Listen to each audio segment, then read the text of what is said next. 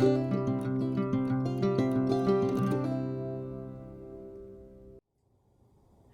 and welcome to another episode of I Demand a Homestead.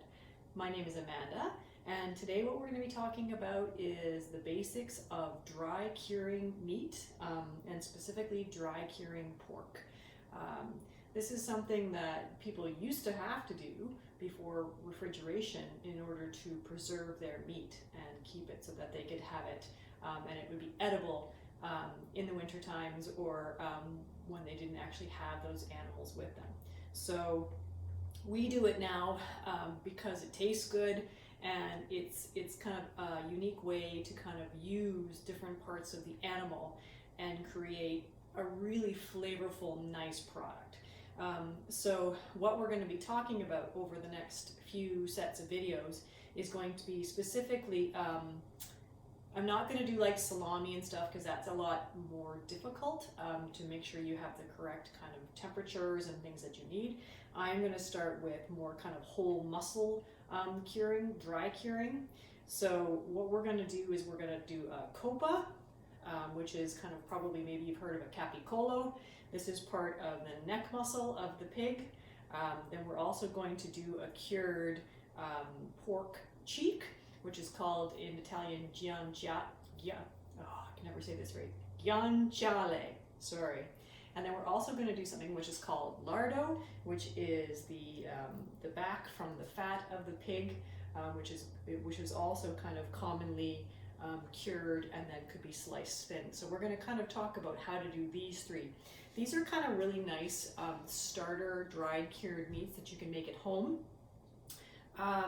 They can be, I mean, the copa is probably pretty easily located just from any butcher, should be able to get you a copa, which is again part of the neck muscle, and then the cheek of the pig or the fat back, again, you can probably locate that from a butcher. I would never bother doing any of these cured meats with like supermarket pork, just because the fat quality just isn't very good. Pigs that are kind of free range, organic, the fat quality is much better for you, so that's why I would be more keen to use them. So in addition to thinking about the different kinds of meat and what you're going to do, you need to think about the ingredients that you need. So obviously we've got our meat, hopefully we've sourced that from an ethical grower, provider. And then you need to think about what other ingredients you're going to need. So you'll need some dry herbs and spices. One thing that you're going to need is salt. So you'll need you can use like a regular sea salt, which is what I have here. It can be a coarse grain, it can be a fine grain, that doesn't matter. You don't want to use kind of iodized table salt because it doesn't work very well, because you do want some certain types of bacteria to grow on these meats, and the iodine interferes with that. So it can be kosher salt, it can be pickling salt, as long as it doesn't have iodine. You can use different kinds of sea salts if you want to try and see what flavor that'll give. You can do that too. In addition to the regular sea salt or kosher salt, you're going to want curing salts. And there's a couple of different kinds of those. So depending on how long you're planning on curing your meat for, there is a curing salt number 1 and a curing salt number 2. So curing salt number 1 has regular salt in it as well as nitrites. So it's really good for things that are going to cure for a short period of time, and that also the things you're going to cook. So things like bacon, maybe sometimes the guanciale, you can make it with a curing salt number 1, or if you're going to do corned beef or something like that, you can use a curing salt number 1. So again, that's for stuff where it's going to be cured for a short period of time, and you're likely going to cook it. So if you're going to do something, so what we're going to use today is we're going to use curing powder number 2, and that has salt as well as nitrites and nitrates. The difference is that the nitrites kind of break down really quickly into different kind of compounds that provide flavor, and also they they make sure that botulism can't grow, which is why it's really important to make sure you use the curing salts. But the nitrate actually doesn't break down right away. It takes a little bit longer, and then it breaks down from nitrate to nitrate, and then into all those different compounds. So it's kind of like a little reservoir of nitrite. So that way it's not gone right away, and it'll still keep the bad kind of botulism bacteria from growing. So anything that you're going to hang to dry cure for more than like 2 or 3 weeks, you're going to need the powder number 2, the salt cure number 2. Okay, so those are kind of the ingredients that we're going to need, and then we're going to talk about kind of where you store your meat when you're curing it. Initially, what you're going to do is you're going to have your meat kind of covered in its salt and cure and herbs. Likely then you're going to put that into your fridge to allow the salt to gradually penetrate into the meat. So having obviously fridge space is a good idea. Vacuum sealer can make it a little bit easier to make sure that that salt is staying right on the meat, so that can be like a nice thing to have. It's not required. Once you're done kind of having the salt penetrate the meat, then you need a place to hang it to dry slowly. So really what you're looking for is a space in your house, a space in your garage, your root cellar if you have one, where the temperature is somewhere between 10 and 15 degrees Celsius, and the humidity is somewhere around the 75% range. So easiest way to kind of tell if you have one of those places is to buy yourself a little tiny temperature and humidity measurement. And you can get these probably for like $20 off of some kind of online website. So that way you can kind of, before you start this project, you always want, or any of these projects, you want to make sure that you have the right environment. So for me, we're really lucky. We have a root cellar, which if you've watched any of the other iDemanda videos, you may have seen our root cellar.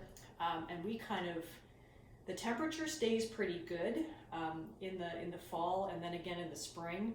We're March here, so I usually like to kind of cure meats in the fall and then again in the spring, because the temperature in the root cellar gets pretty close to 0 right in the middle of winter, and so that's not a good time because the meat just won't dry if it's too cold. So our root cellar is pretty close in temperature. I do sometimes need to increase the humidity on it, so we'll talk a little bit about how you can do that. For other people, you may find that in your garage you have spaces where it will kind of get close to those temperatures. The other thing that I've heard of people doing is you can buy from kind of, again, online, like Kijiji or one of these places where you can buy a used wine fridge. And the reason why a wine fridge is nice is because you can precisely adjust the temperature, and then all you need to worry about is the humidity. And you can increase the humidity in your wine fridge or in your root cellar or in your garage by having a pan of salt water, and then that will actually cause the moisture to evaporate up. Now, if you're in your garage, you're going to probably want to kind of create a small kind of space for that to use. You can use, again, an old fridge if you want, so that way it'll seal up and keep the moisture in there. Same thing in your wine fridge. And in what we do in our root cellar is I have a little kind of, let me see what it's called. It's called Willhigh. So it's willhigh.com, and I'll post that up there. It's basically just a humidity sensor, and I can set it for a certain range of humidity. So for us, we would normally set it between, I think I normally set it 65 to 85% humidity, and then if it never goes too high usually, but it will go too low sometimes. And so then what it will do is it will turn, there's a little kind of plug here, and it will turn on, and I just plug in a basic, very, very simple humidifier. And so then what happens is that it will kind of humidify, and then as soon as it gets up above that 75 or 85%, it will turn it off. So whatever you set it to. So this is great. I just bought this on Amazon, and it works really, really well. But if you don't want to do it that way, then again, you can just use a saturated salt solution, and that works fine too. In addition to that, just some other things that you'll want to have. So you'll want to have some kind of like butcher's hooks, so that way you can hang up your meat. Butcher's twine. This is really nice to have as well. And again, usually the places where you buy your curing salt, they'll sell all this stuff. So you can use this to kind of hang up things. Also, if you want to tie like truss any of your meats, which can be really important. I do a little bit of a cheat with my copa, and I usually buy a tube of netting, so that this way I can just kind of put my copa in here. And the tube of netting is nice because, well, you want to truss it up anyway, because that helps it kind of maintain a fairly regular shape, which will allow it to dry more uniformly. So, and that's good, because you don't want one part that's really super extra dry and salty and one part that is still quite wet and needs to dry more. Ideally, it's fairly uniform in shape and it dries all at once.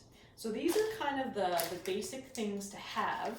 And so now what I'm going to do in our next video, we're going to talk about doing how to start curing the copa, because that actually is probably, so far, that's my favorite. So we'll start off with the one that I like the best. All right, so we'll see you very soon on another episode of iDemand Homestead. If you're interested in knowing when we put out more videos, please press the subscribe button, and we'll see you again soon. Have a good day. Bye-bye.